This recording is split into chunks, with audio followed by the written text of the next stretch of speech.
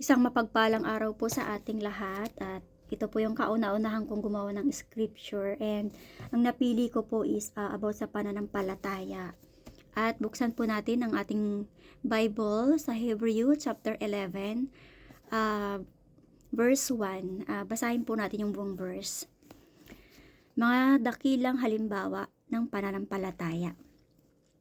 Ang pananampalataya ay ang katiyakan na matatanggap natin ang mga bagay na inaasahan natin. At ito ay ang pagiging sigurado sa mga bagay na hindi natin nakikita. Dahil sa pananampalataya ng mga ninuno natin, kinalugdan sila ng Diyos. Dahil sa pananampalataya, alam natin na ang sanlibutan ay ginawa ng Diyos sa pamamagitan ng kanyang salita. Kaya ang mga bagay na nakikita natin ay galing sa mga hindi nakikita.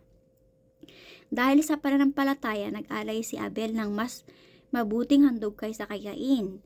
At dahil sa pananampalataya niya, itinuring siyang matuwid ng Diyos dahil tinanggap ng Diyos ang handog niya. Kaya kahit patay na si Abel ay itinuturo pa rin siya sa atin sa pamamagitan ng pananampalataya niya. Dahil sa pananampalataya, hindi namatay si Enoch, kundi dinala siya sa langit.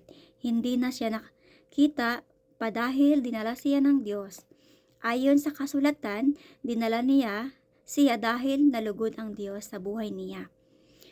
Hindi makapagbigay lugod sa Diyos ang mga taong walang pananampalataya.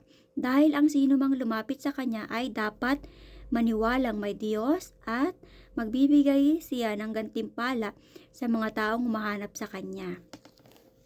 At yun nga po, di ba, meron pong sa lumang tipan, kagaya ni Noe, na dahil sa pananampalataya, pinakinggan ni Noe ang babala ng Panginoon tungkol sa mga bagay, kaya gumawa siya ng isang barko para mailigtas niya ang kanyang sarili at ang kanyang pamilya.